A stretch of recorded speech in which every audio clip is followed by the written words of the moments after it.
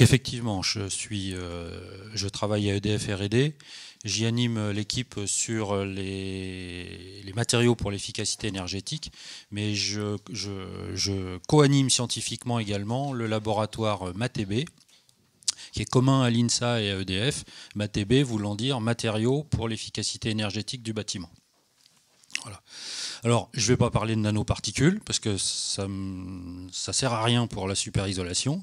Par contre, on va voir qu'il y a besoin de nanopores. Et du coup, l'organisation du reste de la matière va devoir descendre aux échelles qui nous occupent aujourd'hui.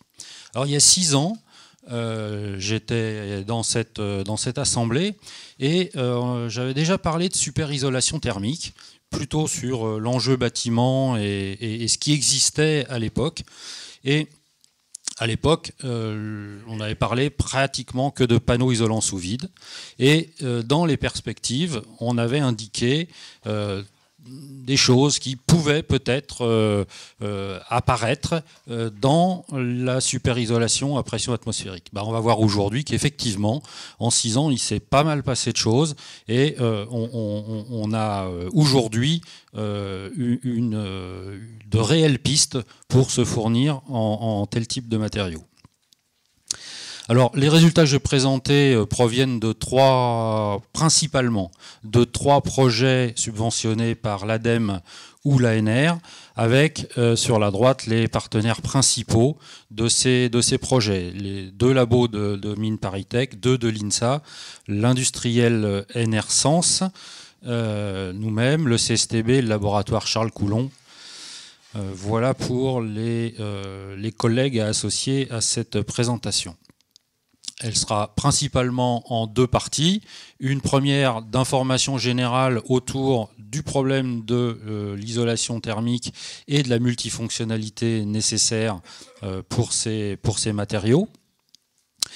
Avant donc de passer au superisolant à pression atmosphérique en décrivant quel est le problème à résoudre et les différentes pistes les unes après les autres qui permettent d'attaquer ce problème avant de conclure. Alors, le champ des applications que je vais couvrir, c'est l'enveloppe du bâtiment et les équipements du bâtiment, parce que c'est maintenant pas un secret, c'est le premier levier mondial de réduction des rejets de gaz à effet de serre. Et en termes de propriété, ça cible la pression et la température ambiante et pas d'autres champs d'application comme l'isolation pour le spatial ou pour la cryogénie. Donc évidemment, la première fonction que l'on va chercher, c'est l'isolation thermique, mais il y en a beaucoup d'autres qu'il va falloir satisfaire simultanément. Au premier rang desquels les 2 qui vont venir, mais je parlerai que de la toute première, ce sont les propriétés mécaniques. Vient en second rideau, mais j'en parlerai pas aujourd'hui, les propriétés hydriques et hygriques qui sont extrêmement délicates et importantes à gérer dans ce genre de matériaux. Alors, donc, les 2 fonctions principales, basse conductivité et quand même une certaine propriété mécanique pour assurer l'usage simplement, pour pouvoir le monter dans les bâtiments, etc. Manque de chance, un peu comme d'habitude, c'est pas 2 propriétés qui évoluent dans le même sens. Sur ces cartes d'HB, vous voyez que la conductivité ici, en fonction de la limite d'élasticité, on aimerait bien se placer dans cette région-là, c'est-à-dire avoir quelque chose de très isolant mais mécaniquement résistant. C'est une zone qui est vide et ça va être la première problématique à traiter. Une autre qui est plus interne aux matériaux superisolants, c'est de gérer la conductivité. Alors, on a coutume, et c'est très pratique en sciences des matériaux, d'utiliser le modèle à flux parallèle avec les 3 contributions à la conductivité, la radiativité en rouge, la conduction solide et la conduction gazeuse. Lorsqu'on regarde, par exemple, par rapport à la masse volumique d'un produit, comment ça évolue, pour un superisolant, ça suit une loi de ce type, c'est-à-dire ça correspond pratiquement à une courbe en creux. Donc là encore, lorsqu'on va optimiser à l'intérieur, designer le matériau, on ne va pas pouvoir avoir simultanément des gains sur la radiativité, sur la conduction solide et la gazeuse. Donc il va falloir faire des compromis et trouver l'optimum. Alors qu'est-ce que c'est qu'un super isolant thermique? Alors, pour arriver à ça, on va regarder d'abord, et ça c'est tous les matériaux confondus, ça fait un nuage lequel très très peu de points échappent, la conductivité en fonction de la masse volumique. On aimerait être beaucoup plus bas. Alors c'est le cas pour deux familles particulières de matériaux qui échappent à la règle générale. Les superisolants à pression atmosphérique, que je vais appeler SIPA par la suite, c'est en fait la famille des aérogels. Et puis une autre, encore plus bas, qui est plus un produit, c'est le panneau isolant sous vide. Et on les appelle superisolants parce que leur conductivité est inférieure à celle de l'air immobile. Comment ça marche ? Si je reprends la relation de tout à l'heure, ici, et que je regarde les contributions dans le cas d'un isolant traditionnel, là j'ai pris un polystyrène expansé, ça pourrait être une laine de verre, vous voyez que la première des contributions, c'est celle du gaz, largement. Donc si on veut gagner et descendre très bas en conductivité, c'est elle qu'il va falloir traiter. Il y a trois possibilités. On peut utiliser des gaz lourds, c'est utilisé dans, par exemple, les polyuréthanes ou les doubles vitrages. On peut également diminuer la pression de ce gaz. Et on peut également faire du confinement moléculaire. Mais ces deux dernières sont équivalentes. C'est exprimé par cette relation dite de Knudsen, où vous voyez ici l'intervention au même niveau de la taille de pore et de la pression. D'où un équilibre, on peut obtenir la performance par l'un ou par l'autre, ou par une combinaison des deux, d'où un intérêt particulier à nanostructurer notre matériau. C'est ce qui est exprimé dans ce graphe, où vous voyez la conductivité en fonction de la pression. Cette conductivité descend d'autant plus vite qu'on diminue la pression que la taille des pores est plus petite, c'est-à-dire en allant vers la droite de ce diagramme. Ça permet de situer les deux familles de superisolants dans cet espace. Les panneaux isolants sous vide qui vont utiliser une pression réduite, mais une taille de pore pas si petite que ça, on va dire aux environs des 100 nanomètres. Alors que les superisolants à pression atmosphérique, pour atteindre des performances autour de entre 5 et 10 milliwatts/mètre-Kelvin pour la conduction gazeuse, eh bien, vont devoir utiliser des tailles de pores plus petites, en dessous on va dire des 40 nanomètres. Alors, si on revient à la propriété d'usage, pour situer l'intérêt de ces produits, vous voyez les deux en haut, là, en rouge, le PIV et le SIPA, comparés là en épaisseur nécessaire pour atteindre une résistance thermique donnée, vous voyez qu'on est 2 à 4 fois meilleur que les très bons isolants traditionnels. D'où l'intérêt, évidemment, pour sauvegarder de la place, que ce soit de la surface habitable lorsqu'on est sur l'enveloppe du bâtiment, ou tout simplement du volume dans le réfrigérateur. L'autre notion dont il va y avoir besoin pour les développements dont je vais parler, c'est la notion de matériaux architecturés. C'est-à-dire, c'est quelque chose qui est intermédiaire entre l'évolution de la microstructure vers les matériaux à gradient, d'un côté, et de l'autre côté, venant du monde plutôt de la mécanique et de la superstructure, les matériaux hybrides, là au sens du mécanicien, donc composites, et au milieu, lorsque les tailles de structure, lorsque la topologie même du matériau influence significativement ses propriétés, on parle de matériaux architecturés. Alors quel est le problème pour les superisolants à pression atmosphérique ? Il y a un produit qui est absolument royal pour la conductivité, c'est les aérogels de silice. Très bon. Mais mécaniquement, c'est pas loin d'être une catastrophe, c'est-à-dire que c'est extrêmement bas en caractéristiques mécaniques, qui plus est très fragile avec tous les problèmes de poussière associés. Donc l'objectif va être de résoudre ce problème. Qu'est-ce que l'on souhaite réellement pour pouvoir utiliser ces produits-là? On souhaite, dans cette carte conductivité, résistance à rupture, aller se placer dans cette région-là. Manque de chance. Le monolithe d'aérogel de silice, il est là, en fonction de sa masse volumique, dans la région en rouge. Et ça, c'est encore une vision optimiste, puisque on va la plupart du temps pas l'avoir sous forme de monolithe métrique ou centimétrique. Métrique, ça n'existe pas, on est en centimétrique. On va essentiellement en disposer sous forme de grains. Et les grains, bah, évidemment, un lit granulaire, ça n'a pas beaucoup de propriétés mécaniques, donc c'est en bleu ciel. Alors, comment atteindre la zone violette que l'on souhaite, Eh bien, on peut imaginer un mélange. Alors, on va imprégner, par exemple, d'une matrice polymère, comme là, un polyuréthane.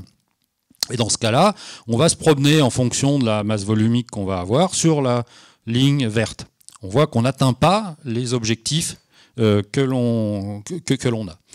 Donc, on va avoir trois moyens d'y aller, que je vais décrire ensuite. La première voie, qui est une voie de liantage, un composite particulier, qui a un chemin effectivement un peu tordu dans cette carte-là. Je vais vous en parler en détail. L'autre façon, c'est carrément d'avoir des aérogels organiques. Dans ce cas-là, on va garder les bonnes propriétés de ces matériaux-là. Et puis enfin, une voie un peu moins avancée, une voie hybride pour atteindre la zone en question. Alors, où elles en sont ces différentes voies d'un point de vue développement? Eh bien, dans la première, il y a deux sous-catégories. La première, c'est ce qu'on appelle les blanquettes, c'est-à-dire des mats fibreux imprégnés d'aérogel. Là, c'est au stade industriel. Ensuite, les panneaux à base de grains d'aérogel liantés, c'est au stade pré-industriel, tandis que les aérogels organiques et hybrides ne sont qu'au stade de faisabilité de laboratoire. On va les voir une par une. Alors, celle-ci, ça va aller vite, c'est les blanquettes. Il y a des produits commerciaux, vous les voyez ici. C'est archi dominé par le produit Spaceloft de l'américain Aspen, avec de bonnes propriétés, tant mécaniques que conductivité. Le principe, c'est d'avoir la thermique qui est conférée par l'aérogel et la mécanique qui est conférée par ce mat fibreux, constitué soit de fibres organiques synthétiques, soit de fibres minérales. Pourquoi il y a besoin d'autre chose que ça? Alors, dans ce tableau, on compare la solution de référence de superisolation, les panneaux isolants sous vide, à la blanquette, et puis à deux autres possibilités. Alors, on voit que la conductivité de cette solution est idéalement placée à mi-chemin entre les panneaux isolants sous vide et les isolants traditionnels. Inconvénient, 100 € du mètre carré pour une résistance thermique de 3, ça fait quand même beaucoup d'argent, donc ça explique que le produit ne s'est pas développé sur d'autres marchés que des niches. Il y a le cas particulier du remplissage, où on utilise directement les grains d'aérogel, et là on peut remplir des cavités. Alors, deux types de cavités, les murs creux sur le nord de l'Europe, c'est une possibilité, et puis tout ce qui est produits verriers ou connexes, des conductivités qui sont raisonnables, ça dépend de la manière dont on les évalue, mais là encore, des coûts qui sont finalement assez élevés. Donc on voit avec ce paysage qu'il y a besoin de disposer à terme de panneaux avec lesquels on peut substituer des isolants traditionnels, idéalement à mi-chemin, 15 mW/Kelvin, et dont on maîtriserait le coût. Alors, là, on va rentrer dans le développement de ce matériau, mais je ne vais pas vous donner tous les détails, parce que sinon je ne tiendrai pas dans le temps. c'est la démarche de matériaux par la conception, et on va voir qu'on doit arriver à un design particulier du matériau. Vous pourrez profiter de ces diapos dans le détail lorsque vous les récupérerez. En orange, il y a le cahier des charges fonctionnel, en bleu, le cahier des charges techniques qui en découle, et enfin, en vert, les choix auxquels on arrive. Comme on a à satisfaire à la fois des problèmes de conductivité et de mécanique, eh bien on va arriver à la nécessité d'architecturer notre matériau. Je vais vous en décrire le principe, l'idée tout au moins. Si on considère un grain, donc monolithique d'aérogel opacifié, il a une conductivité de l'ordre de 11. Si on empile ces grains, sous forme d'un lit granulaire, eh bien, à cause de la remontée de la conduction gazeuse, on obtient la valeur de 16. Ça n'a pas de caractéristiques mécaniques. Si on imprègne d'une matrice, par exemple polymère, eh bien, à cause de la remontée violente de la conductivité solide, la conductivité globale apparente remonte entre 20 et 25, tel que c'est décrit dans les exemples sur la droite. Pour se sortir de ça, eh bien, on imagine une architecture multi-échelle où on va faire deux choses simultanément. D'une part, remplir les espaces intergranulaires d'une taille par une taille inférieure, et ce sur trois gammes. Et puis également, imaginer concevoir un liant qui fonctionne en faible quantité avec une morphologie particulière empêchant la continuité de cette phase liante. Voilà pour l'idée. Ça conduit, si on revient aux différents cahiers des charges, aux points clés qui sont ici.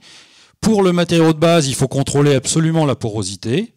Pour le liant, compte tenu des partis pris sur la fabrication, on est obligé d'avoir un liant à double fonction, une fonction adhésive et une fonction amphiphiles. Quant à l'optimisation du composite, eh bien, on va devoir limiter les macropores, donc travailler beaucoup sur la compacité. Le dernier point, c'est la radiativité qu'il faut maîtriser. Bon, là, on peut le faire de façon classique avec les opacifiants que l'on connaît par ailleurs. En résumé, les mots-clés sont soulignés.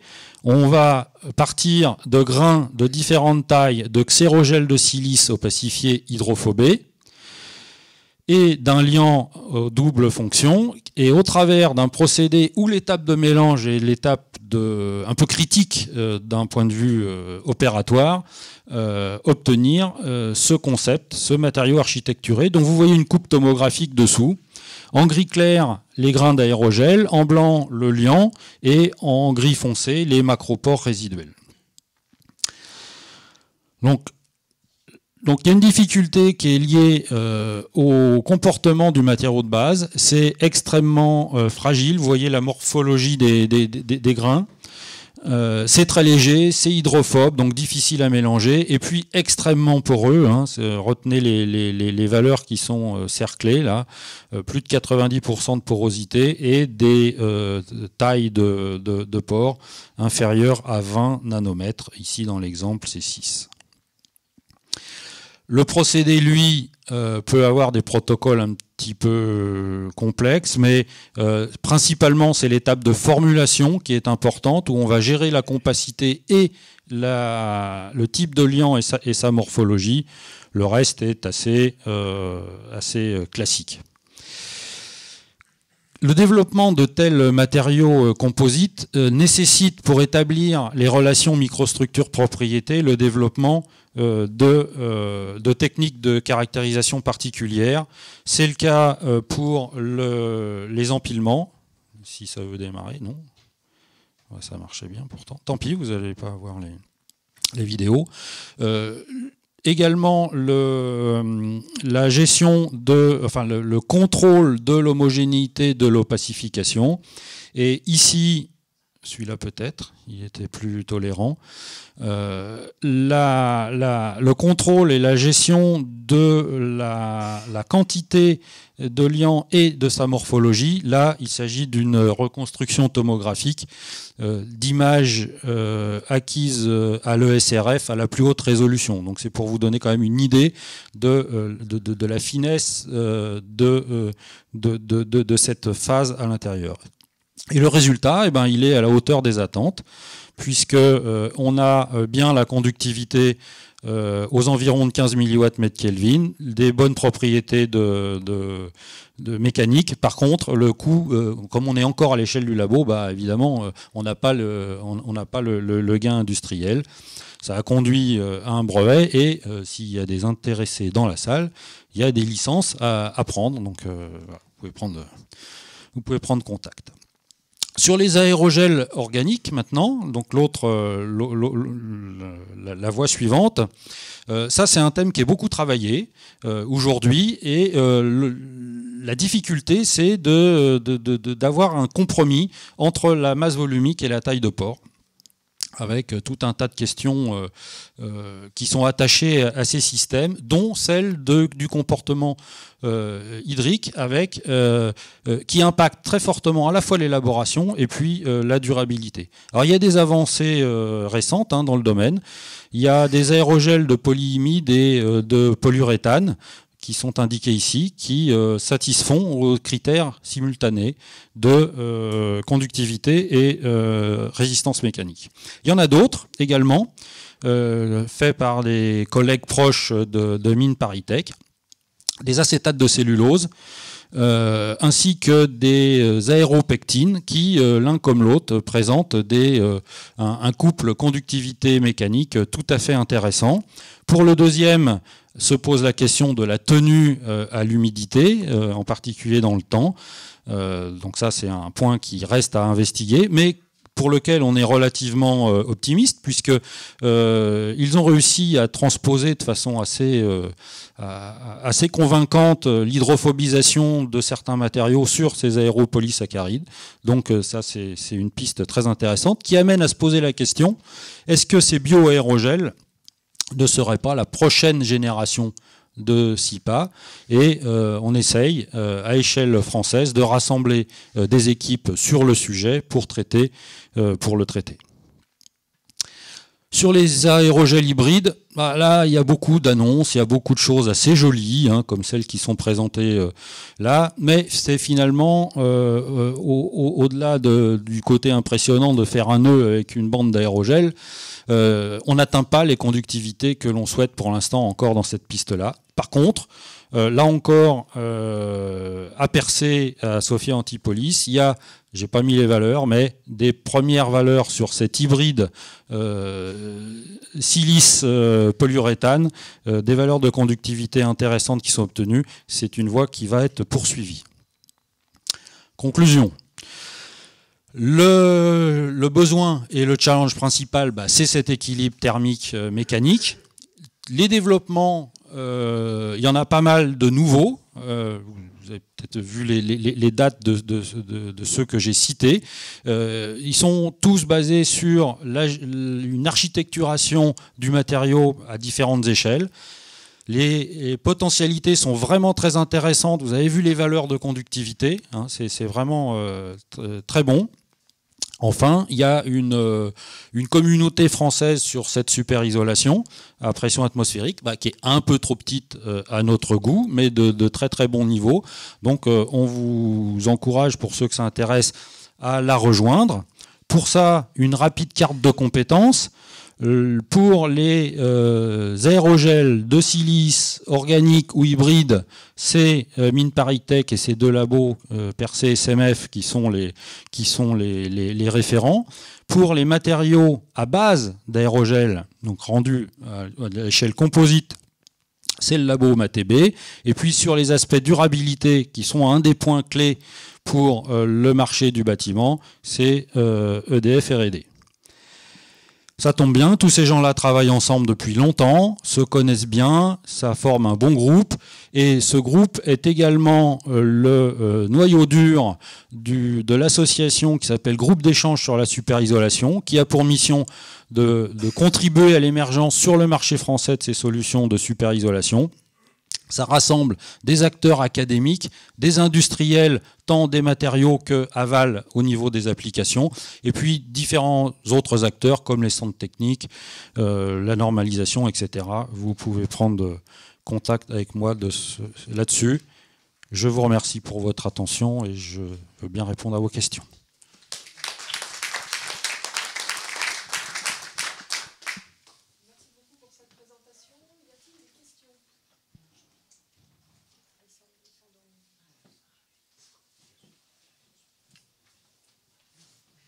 Donc, y a-t-il des questions? Pas de questions? Ah.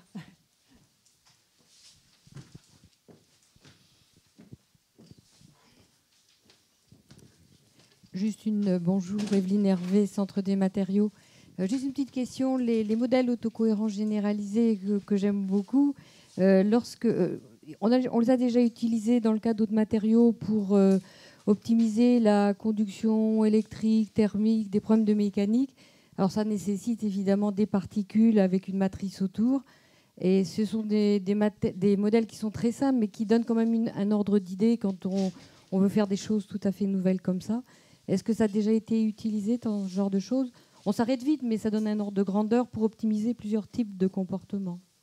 Oui, alors il y a tout un tas de modèles allant de très simples à plus compliqués qui sont utilisés.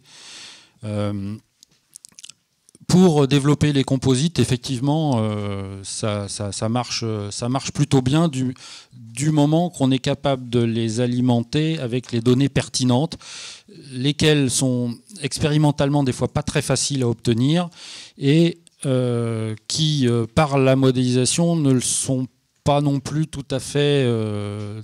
enfin, c'est pas très facile non plus. Il y a des travaux là-dessus en ce moment, à la fois sur la modélisation fine du comportement thermique des aérogels, donc à l'état monolithe, que ce soit les aérogels minéraux ou organiques. C'est en particulier les travaux de Rémi Kovkar et Dominique Baillis sur le sujet.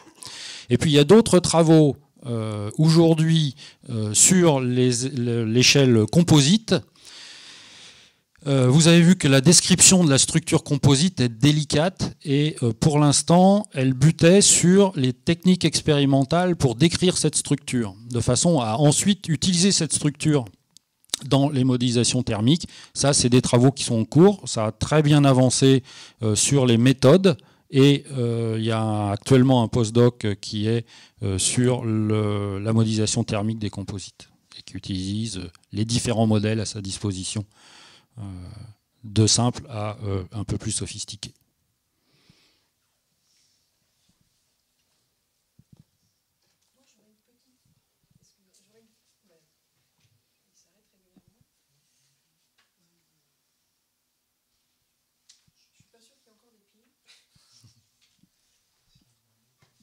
Je parle fort.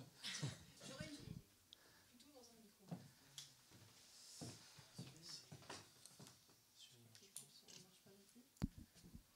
Ah si, il marche. Donc je ne vais pas rester très loin. Donc j'aurais une petite question. Je suis obligée de rester devant, c'est très gênant.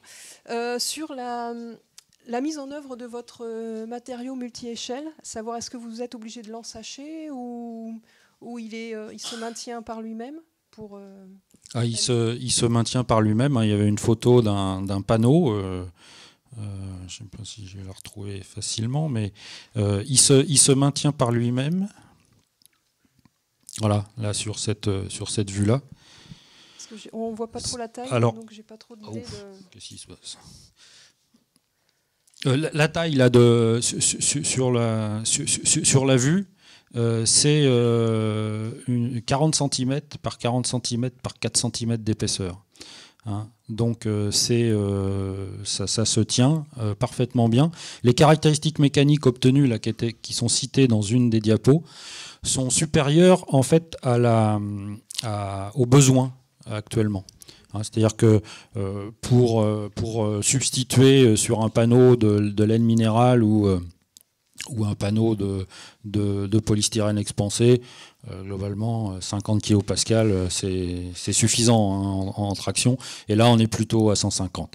Donc en fait on a encore des marges pour laisser descendre les propriétés mécaniques et gagner encore un petit peu sur la conductivité. Le point qui est un peu délicat et qui a potentiellement, outre le coût, freiné énormément la solution blanquette, c'est le poudrage. À l'attrition, en fait, ça libère des petites particules d'aérogel. C'est pas toxique, mais c'est fichtrement désagréable. Et donc, il y a eu beaucoup de stratégies de mise en œuvre pour limiter ce poudrage. Alors, ça peut être des sprays, ça peut être des imprégnations, etc. Là, grâce à la structure du liant qui est utilisé, le poudrage est de fait limité également.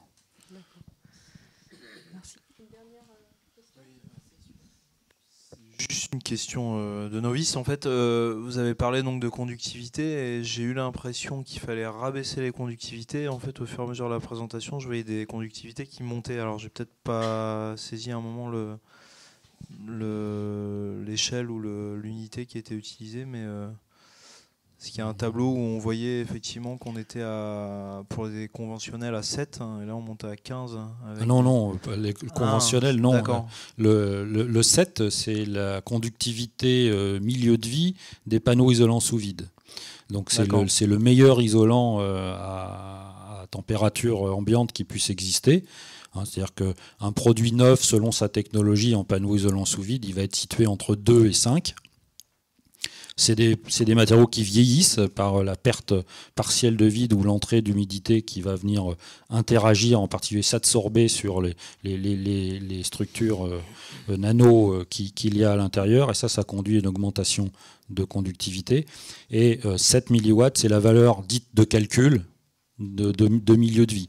Et ça, c'est à comparer aux valeurs actuelles des polystyrènes que vous pouvez aller acheter chez Point P.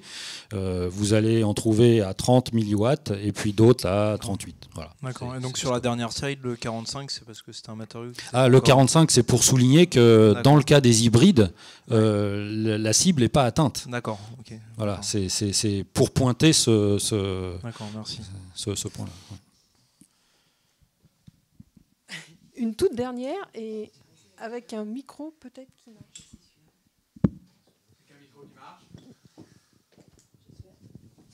Oui, ma question, elle est un peu de nature économique.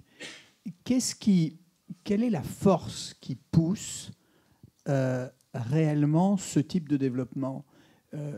Est-ce qu'on a véritablement la possibilité de voir un marché s'ouvrir là-dedans? On ne voit pas des gens comme Saint-Gobain qui normalement devraient être en pointe là-dessus. Est-ce que le bâtiment, avec son côté un peu, pardon de dire les choses comme ça, un peu bourrin, n'est pas un mauvais candidat pour chercher à diminuer de quelques centimètres l'épaisseur de la cloison au prix de devoir payer ça une fortune? Vous voyez ce que je veux dire? Oui, est-ce que vous êtes sur le bon cheval? Alors, je pense oui que c'est un excellent cheval. Pourquoi? D'abord, effectivement, il y a un double moteur pour le bâtiment. Il y a le moteur économique et le moteur juste faisabilité. Alors, le moteur économique, pour pas que ma réponse soit trop longue, il y a des études économiques qui montrent que dès les 800 € du mètre carré de logement, de surface habitable, les techniques de superisolation sont rentables lorsqu'on fait une analyse en coût global. Analyse en coût global étant soit l'analyse purement patrimoniale, avec l'impact sur la surface habitable, ou l'analyse incluant également la valeur locative, où là, il n'y a même pas photo, c'est extraordinaire. Un exemple qui est très emblématique, la rénovation-reconstruction de l'immeuble Alsace sur les Champs-Élysées. Eh bien, dans l'appel d'offres, il y avait une clause qui indiquait qu'il y aurait 15 000 € de pénalité par mètre carré perdu dans la proposition des entreprises qui candidataient. Pourquoi ? Parce que c'est la valeur du mètre carré là-bas. Alors certes, c'est les Champs-Élysées. Eh ben, c'est une solution de super-isolation qui l'a emporté. L'autre moteur, c'est la faisabilité proprement dite, c'est-à-dire que les 2/3 du parc immobilier est à isoler, n'est pas isolé. C'est des opérations de rénovation, on en entend beaucoup parler en ce moment. Il y a tout un tas de cas où on ne peut pas faire autrement que de mettre très peu d'épaisseur. C'est le cas des planchers. Sinon, on casse toute la maison, hein. Les radiateurs, les prises électriques, les portes, etc. Donc, on ne peut mettre que 20 mm. Pareil, passer derrière des tuyauteries, des choses comme ça, où là, c'est pas une histoire de coût, c'est on sait faire ou on sait pas faire. Et pour faire, il faut quelque chose qui est très mince, donc très performant d'un point de vue conductivité. Voilà.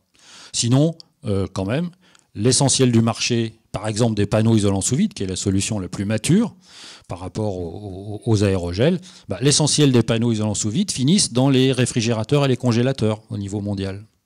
Voilà. Donc il y a pourtant c'est un marché qui est très concurrentiel en termes de prix.